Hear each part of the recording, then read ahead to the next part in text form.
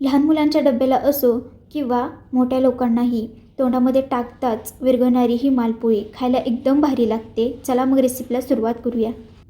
यासाठी आपण गूळ पाणी तयार करून घेऊया. आपला गूळ पाण्यामध्ये विरघळेपर्यंत एका भांड्यामध्ये केळ घेऊन तो एकदम बारीक असा मॅश करून घेणार आहोत आपण. आता या मॅश केलेल्या केळ्यामध्ये अर्धी वाटी गव्हाचं पीठ टाकणार आहोत, अर्धी वाटी बारीक रवा, 2 ते 3 चमचे तांदळाचं पीठ टाकणार आहोत,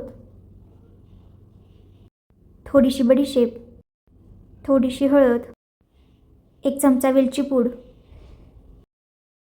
आता यामध्ये आपण गूळ पाणी घालणार आहोत. आता हे सर्व आपण मिश्रण मिक्स करून घेणार आहोत. हे थोडंसं पातळसरच बनवायचं आहे. तुम्ही बघू शकता या प्रकारे आपलं मिश्रण झालेलं आहे. आता आपण या मिश्रणाच्या पोळ्या बनवून घेऊयात. पॅन गरम झाला आहे, त्यावरती हे मिश्रण थोडंसं ओतून घ्यायचं आहे. तुम्ही बघू शकता अशा प्रकारे आपल्याला पोळी बनवायची आहे. जास्तही पातळ नाही आणि जास्तही जाड नाही, मीडियम आकाराची पोळी बनवायची आहे.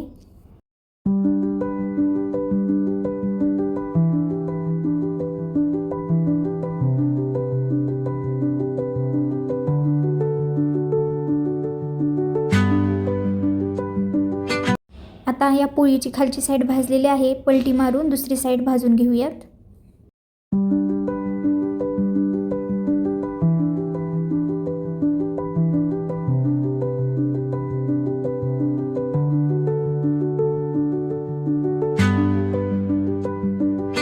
तुम्ही पण ही रेसिपी नक्की ट्राय करून बघा.